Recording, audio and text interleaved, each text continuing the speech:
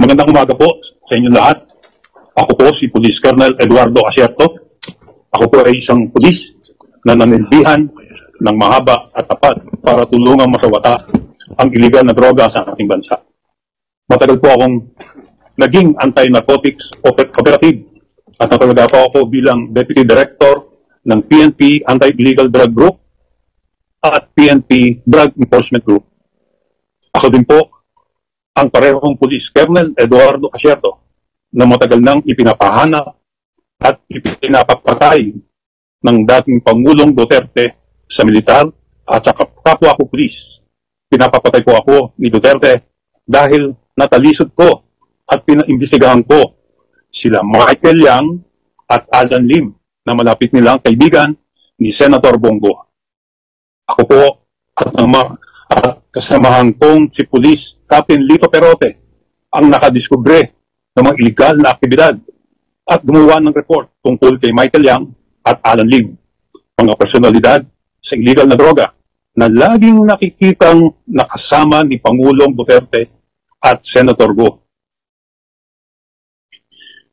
Yung kasamahan ko pong si Police Captain Perote ay dinuko po sa lobby ng isang hotel sa Bacolod ng 5 armadong kalalakihan na nakasuot ng bonnet at bulletproof vest.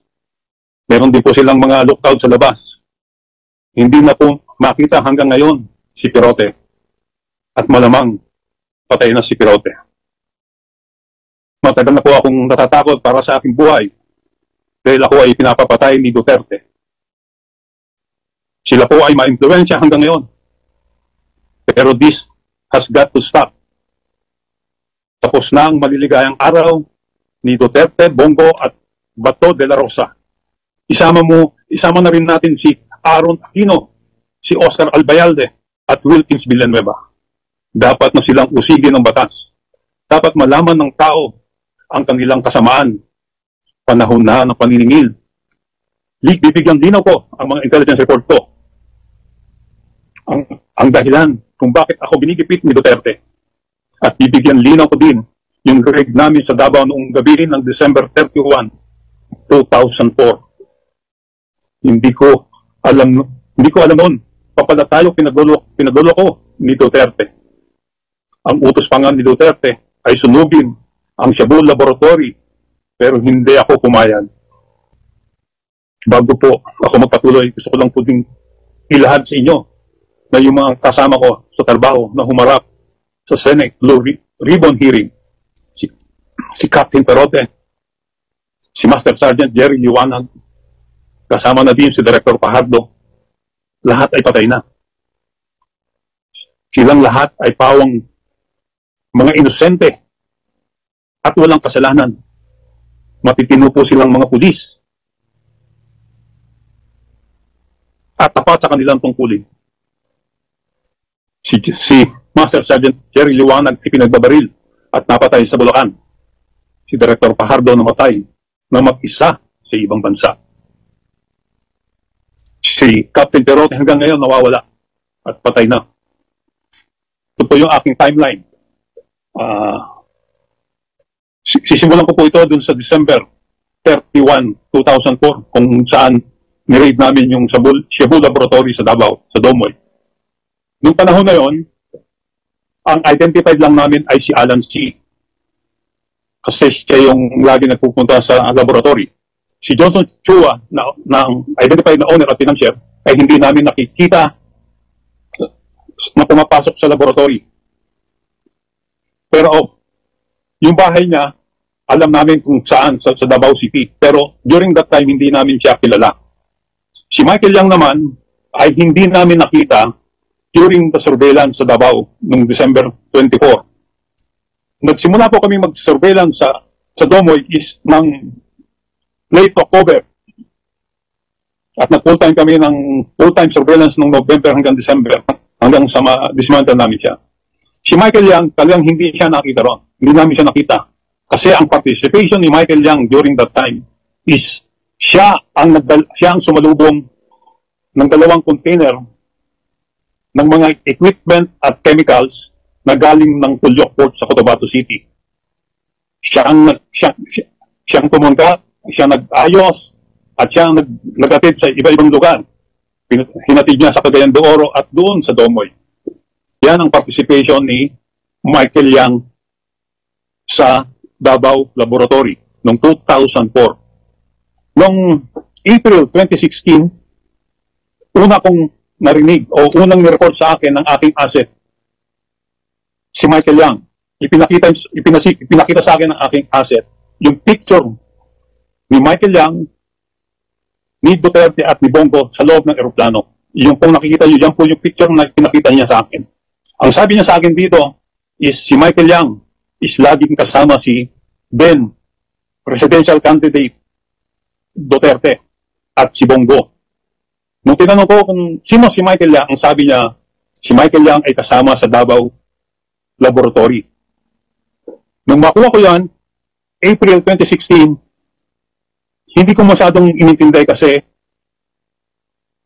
election. Pinabayaan ko lang yung information na yon. Pero, at kasama dun sa informasyon na binigay niya, is si Michael Yang ay kasama niya si Alan Lim lagi, o alias Ayong.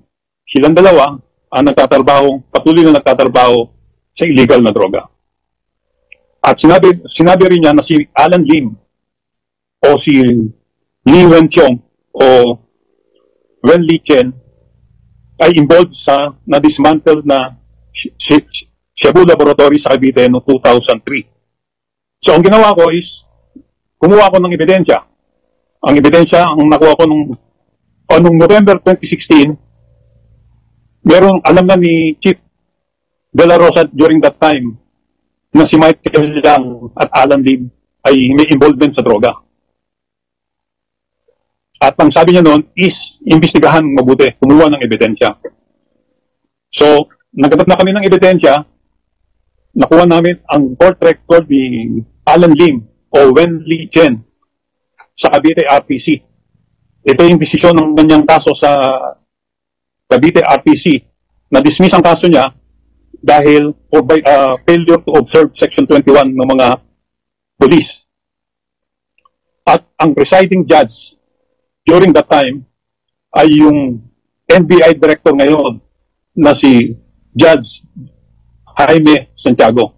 At during sa validation na ginawa ko, inutusan ko si Captain Pelote na maghanap ng tao na pwede pang mag-validate dun sa impormasyon na binigay sa amin ng asset.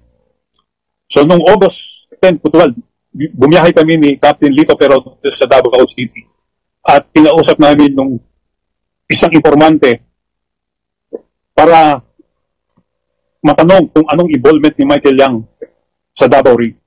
Nakausap namin siya, pinakitaan namin siya ng mga pictures ng iba-ibang litrato ng Chinese at during nung nire-review niya yung mga pictures, isa sa mga itinuro niya ay si Michael Yang. Pero ang sabi niya, Sir, yan si Dragon. Sabi ko, bakit Dragon ang tawag mo? Sir, may tattoo yan sa likod ng Dragon. Tapos, tinanong ko kung anong participation niya.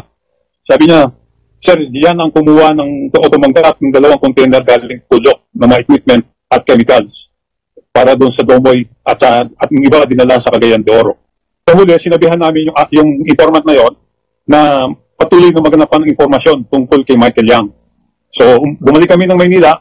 Pagbalik namin sa Maynila, by September tumawag yung asset sa amin o tinawagan nila dito yung asset namin para tanungin kung ano yung na-discover niya. Ang sabi niya, Sir, si Michael Yang pala ay malapit kay Presidente Duterte Bongo. Nakakatakot naman yata itong pinagagawa ninyo. Sabi ko, huwag kumatakot, hindi makita susunugin. So talagang na-confirm na si Michael Yang ay talagang malapit kay Presidente at kay Bongo. So gumawa na ako ng report. Ibinigay ko ang report ko noong September 2017 sa director ng Drug Enforcement Group para ibigay kay Chief PNP De La Rosa.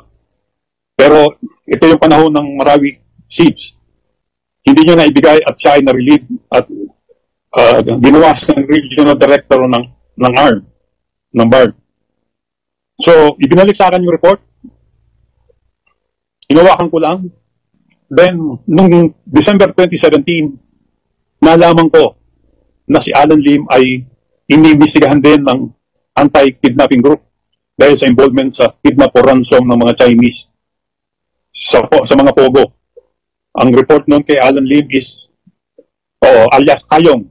Kasi itong si Alan Lim, ang dami niyang pangalan. Si alias Ayong ay siya nagpapacilitate ng payment ng mga ransom. Parang umabot na sa 120 million yung na-facilitate niyang payment. At nung second week ng December, nag-report ako, kinausap ko si General Cascolan at in-report ko sa kanya about yung aking report. Kasi sinabi ko sa kanya, mukhang hindi naman totoo yung war on drugs. Sabi niya, bakit? Kasi merong drug personality na malapit kay Presidente. Sinabi ko sa kanya na meron akong report at kinuha yung report ko. Ibinigay ko sa kanya the following day. Then, nung bago mag-Christmas, nalaman ni General Bato de la Rosa na meron akong report about Alan Lim. Ipinakuha niya yung report kay General Cascolan. So, alam na ni General Bato de la Rosa bago mag-Pasko ng 2017 ang report ko. Pero wala akong nalaman o wala siyang official na ginawa. Pero nakarating sa akin, mayroong nag-report sa akin na kinonfront ni Chief PNP Bato de la Rosa si Alan Lim. At umamin si Alan Lim sa kanya na siya yung nasa report ko. Siya yung involved sa Cavite Laboratory noong 2003. Nung matapos niyang kausapin si Alan Lim, ay hinabol siya ni Michael Yang para kausapin tungkol kay Alan Lim na mayroong bit-bit na bag na punong-puno ng pera. Bago mag-New Year, nagbigay din ako ng report, the same intelligence report kay Director Pajardo para ibigay kay Director General Aaron Aquino. Noong January, first week of January, ipinatawag ako ni D.G. Aquino para i-discuss ko sa kanya ang report. Kung paano ko na-develop yung intelligence report, ano yung mga ebidensya, yung warrant, pati yung court record ni Alan Lim. At ikinuwento ko sa kanya yung ginawa ni Bato de la Rosa sa aking report. At ang sabi niya is, maniwala kang hindi niya tinanggap yun. Then, noong February 2018, command conference sa Cebu. Gabi, nung tinawagan ako, si D.G. Aquino, para informahan ako na naibigay niya na ang report ko kay Sap Bongo. At ang sabi niya, is mag-prepare ako at kakausapin ako ni Bongo. Pero hindi ako kinausap ni Bongo. Walang nangyaring meeting. Nung walang nangyayari, doon sa intelligence report, kinausap ko noong February si Senior Superintendent Vic Danao at alam kong malapit siya kay Presidente na baka pwede siyang magpakita kay Presidente. Kasi ang feeling ko hindi nakakarating kay Presidente yung report ko. Binigay ko sa kanya yung report, sinabi ko sa kanya yung tattoo, yung dragon tattoo ni Michael Yang. At ang sabi niya is, oh sir, mayroong tattoo yan sa likod. Inamin niya na may tattoo si Michael Yang sa likod. Pero wala rin nangyari. Walang feedback sa akin si Vic Danao. Lumipas ang panahon, mabot ng naupo si General Albayalde. Noong May 2018, nakipag-meeting ako kay General Albayalde. Ibinigay ko ang report ko. Ang sabi pa niya, ako, meron ba akong picture dyan? Sabi ko, wala sir. Si Sabato lang ang meron. Pero wala rin nangyari, walang aksyon. Ako narinig. September 26, I was invited to Senate Blue Ribbon hearing tungkol sa magnetic lifter. October 9, 2018, ito yung araw na ibinigay ko kay Senator Gordon yung report ko na hindi niya inaksyonan o tinago niya. Mas ginamit niya yung white paper na galing sa Malacanang na merong link diagram ang aking team. Noong March 2019, ito na yung lumabas na yung 10 million bounty para sa ulo ko. Yan po yung timeline ng aking report. Ngayon po, ibibigay ko naman sa inyo yung anong ginawa nila sa aking report. Una, si Presidente Duterte. Si Presidente Duterte ang unang naglabas ng pangalan ni Michael Yang noong October 4, 2018 sa isang dinner sa mga opisyalis ng PMAAA. At ang sabi pa niya rito, si Michael Yang daw ay isa lang drug addict. At tinakot pa niya ako dito eh. Sabi niya, binabantayan daw ako ng China. Bakit kaya niya alam? Tinayagan kaya niya. Then, nung meron sa okasyon sa South Cotabato, dito talagang diniretso niya lang ang militan. Bakit daw buhay pa ako? At kung ano pang sinabi na ni Duterte sa akin dito, nagbigay daw ako ng 1,000 AK-47 sa NPA. Alam ni Duterte ang report ko as early as January o December 2017, pero wala siyang response. Hindi niya inaksyonan. At nung nabalitaan nilang lalabas ang report sa Senate hearing, siniraan nila ako. So ang aking analysis dito is President Rodrigo Roa Duterte, si Bongo, Bato de la Rosa, Oscar Albayalde, Aquino, Wilkins Villanueva, pinotat, binibigyan nila ng proteksyon si Michael Yang at si Johnson Chua at Alan C. 2004 pa lang, protected na pala itong sila Michael Yang at si Johnson Chua. Hindi malayo makilala rin ni Presidente Duterte at Bongo itong si Johnson Chua at si Alan C. At ngayong 2016 at hanggang ngayon, ang partner ngayon ni Michael Yang ay si Alan Lim o si Lee Wenxiong na involved doon sa drug bust sa Cavite. Inimbestigahan ng AKG. At ngayon, lumalabas na involved sa droga, sa pogo at parmali.